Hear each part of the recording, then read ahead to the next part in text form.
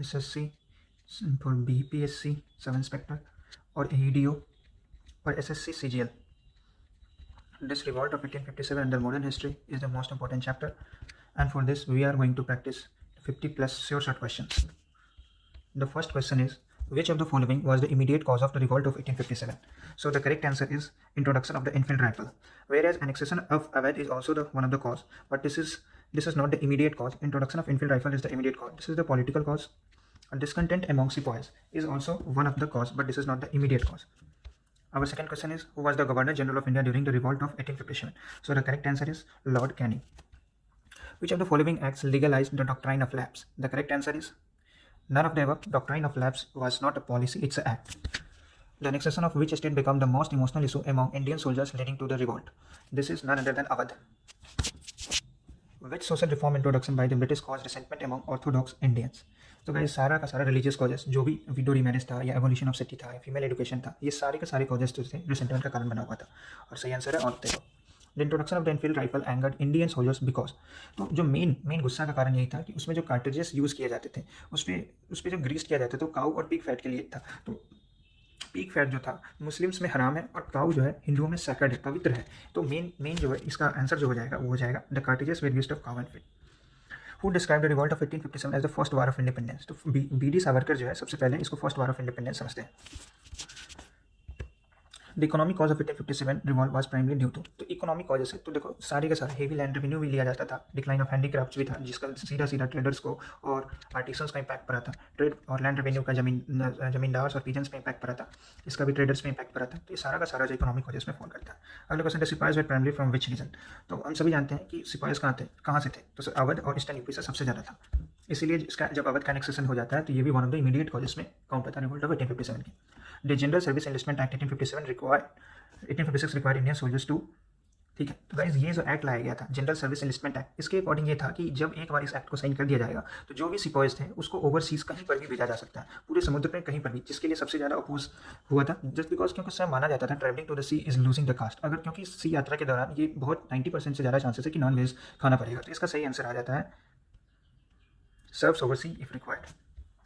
Major centres और leaders ये one of the most important theme है under modern history under revolt of 1857. तो revolt begin कहाँ हुआ. तो गाइस सबसे पहले रिवॉल्ट का जो शुरुआत है 1857 का वो हुआ था मेरठ में. Who was proclaimed emperor of India by the rebels in 1857. तो इसका सही आंसर है बहादुर शाह सेकंड. बहादुर शाह सेकंड को एम्पेरर ऑफ इंडिया बता दिया गया था revolt of 1857. The leader of the revolt of in Kanpur. Kanpur में लीडर कौन था बताइए, कानपुर में कौन था लीडर. तो कानपुर का आंसर आ जाता है नाना साहेब. नाना साहेब. रानी लक्ष्मीबाई झांसी में थी, मौलवी आई थिंक फिरोजाबाद में था, बेगम हजरत महल जो है लखनऊ की थी, लखनऊ. अलग क्वेश्चन है Tantia Tope was the close associate of. तो ये Rani Lakshmibai, sorry Nana Sahib. Who led the revolt in Lucknow. तो इसका सही आंसर आ जाता है Begum Hazrat Mahal. The revolt at Delhi was led by. Delhi में जो रिवॉल्ट हुआ था उसका मेन लीडर जो थे जनरल भक्त खान थे. The first martial of the 1857 revolt was Mangal Pandey. In which place did Rani Lakshmibai fight the British till her death. तो इसका सही आंसर झांसी नहीं, इसका सही आंसर ग्वालियर होगा.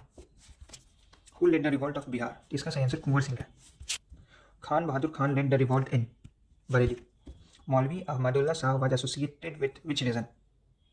फैजाबाद. इसका आंसर पहले भी दिया है. Azimullah Khan was the political advisor of Nana Sahib. Nature extent पर बात करते थे revolt of 1857 was limited mainly to. तो साउथ इंडिया में तो गया ही नहीं था, ठीक है ना, नॉर्थ और सेंट्रल इंडिया में ही रह गया था. Which region remain mostly unaffected by the revolt. तो जैसा कि बताया कि झांसी में था, अवध में भी था, दिल्ली में भी था, पंजाब में नहीं था. तो इन ऑप्शंस में से पंजाब हो जाएगा answer. The British forces were mainly reinforced from. ज़्यादातर ब्रिटिश फोर्सेस कहाँ से थे. तो ज़्यादातर फोर्सेस पंजाब और नेपाल से थे. ब्रिटिश फोर्सेस पंजाब और नेपाल से. अगर इंडियन फोर्सेस जो कि ब्रिटिश में थे वो अवध से थे. Okay guys. Which Indian ruler actively help the British during the revolt. इन सब ने रिवॉल्ट में मदद किया था. सिंधिया ऑफ ग्वालियर और Nizam of Hyderabad, Rana of Nepal. Failure से रीजन क्या था. One of the major reason for the failure ये था कि देखो यार प्लानिंग तो नहीं थी, मॉडर्न आर्म्स भी नहीं थे, पोर लीडरशिप थे, सारे all of the above answer आ जाएगा. Which section of Indian society did not participate significantly in revolt. तो गाइस जो पीजेंट्स थे वो पार्टिसिपेट किए थे, जमींदार सोल्जर्स तो पार्टिसिपेट किए ही थे, तो प्रिंसेस रॉयल तो ब्रिटिश पार्टिसिपेट नहीं किए थे. Revolt of 1857 failed mainly because this में all of the above. Which of the following groups largely supported the British during the revolt. सबने सपोर्ट किया था. रिजल्ट क्या हुआ 1857 का. The control of Indian passes from East India Company to the British crown. ठीक है, ये जो हुआ था ईस्ट इंडिया कंपनी के पास जो कंट्रोल था वो ब्रिटिशर्स ले लेते हैं, यानी कि अब कंपनी रूल खत्म हो जाता है, अब ब्रिटिशर्स का रूल शुरू हो जाता है. ठीक है, इसका सही आंसर आता है गवर्नमेंट ऑफ इंडिया एक्ट 1858 के तहत ये चीज़ किया गया था. The Queen's proclamation of 1858 promised all of the above. Who became the first viceroy of India after the revolt of 1857? Lord Canning. After 1859, the British adopted which policy? Divide and rule policy. The title Kasir-e-Hind was given to Queen Victoria. Significance क्या रहा? Britain historians called the 1857 revolt as मेरी mutiny. First war of independence जो है VD. Savarkar ने कहा था, लेकिन Britishers ने उसको सिर्फ म्यूटिनी कहा था.